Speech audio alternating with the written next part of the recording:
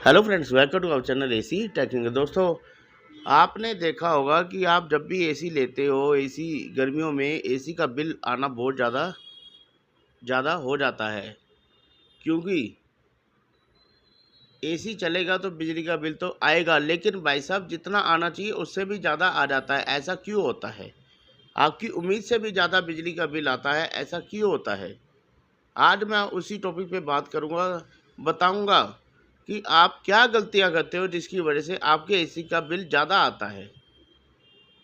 दूसरों का बिजली का बिल इतना नहीं आएगा, आपके पड़ोसी का बिजली का बिल इतना नहीं आएगा, लेकिन आपका बिजली का बिल बहुत ज़्यादा आता है।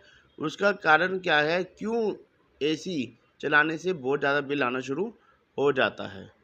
तो दोस्तों, मैं आपको बता दूं, जो एसी होता है, एसी के अंदर एक, चाहे आपके पास स्प्लिट एसी है, चाहे आपके पास विंडो एसी है, दोनों एसी के अंदर एक कॉइल होती है।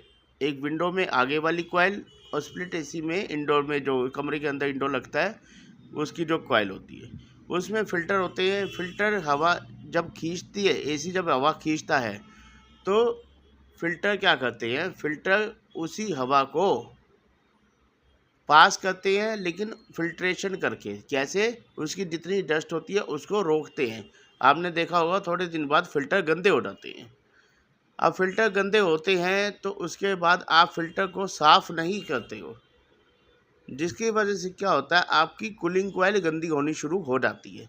आपके फ़िल्टर तो गंदे हैं ही हैं, आपकी कूलिंग कॉइल भी गंदी होनी शुरू हो जाती है। उसकी वजह से क्या होता है कि आपका जब कॉइल गंदी हो जाती है, चोक हो जाती है, ब्लोअर गंदा हो जाता है, पूरी कॉइल चोक हो जाती है, तो एसी क्या करता है? एसी हवा कम खींचता है। एसी हवा कम खींचता है। अगर एसी हवा कम खींचेगा, क्योंकि कूलिंग कॉइल चोक है, फिल्टर चोक है, हवा कम खींचेगा तो आपको ठंडी हवा भी कम देगा। उसमें क्या होगा कि एयर फ्लो कम हो जाता है, हवा का खींचने की क्षमता कम हो गई तो एसी की हवा देने की क्षमता भी कम हो जाती है। हवा कम खींच रहा है, हवा कम दे रहा है, तो उसकी वजह से क्या होगा? रूम ठंडा नहीं होता। आपका एसी कंटिन्यूसली चलेगा, आपका रूम का टेम्परेचर नहीं आएगा जितना आपने सेट कर रखा है। उसकी वजह से क्या होगा? आपका एसी कंटिन्यूसली चलता रहेगा, कट ऑफ कंप्रेसर नहीं करेगा, और कंटिन्यूसली कंप्रेसर चलेगा, और आपके रूम में ठंडा भी नहीं होगा। आपका रूम ऐसे लगेगा कूलिंग नहीं हो रही है, जिसकी वजह से क्या है? कंटिन्यूसली कंप्रेसर चलने की वजह से बिजली का बिल भी कंटिन्यूसली बढ़ता चला जाएगा, क्योंकि जितना कंप्रेसर चलेगा उतना ही ज़्यादा यूनिट चलेगा। जब तक कंप्रेसर चलता रहता है तब तक यूनिट चलते रहते हैं। जैसे ही कंप्रेसर बंद होता है, मीटर का यूनिट चलना भी स्लो हो जाता है।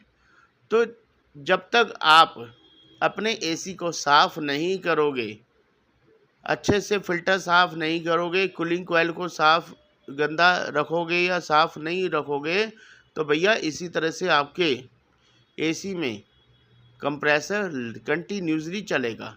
कंटिन्यूसली चलेगा तो आपका बिजली भी कंटिन्यूसली आएगा, ज़्यादा से ज़्यादा आएगा, कम नहीं आएगा। कंप्रेसर चल रहा है तो इसलिए ज़्यादा से ज़्यादा आएगा, कूलिंग भी नहीं कर रहा आपके रूम के अंदर। तो भैया, कहने का मतलब ये है कि कूलिंग कॉइल जितनी ज़्यादा गंदी होगी उतनी ज़्यादा प्रॉब्लम आपके साथ है। इसलिए कूलिंग कॉइल को साफ़ रखो, फ़िल्टर को हफ्ते में साफ़ रखो, जिससे क्या है? आपका फ़िल्टर भी अच्छी तरह साफ़ रहेगा, कूलिंग कॉइल भी साफ़ रहेगी, हवा भी अच्छे के खींचेगा, और रूम के अंदर कूलिंग भी अच्छी होगी।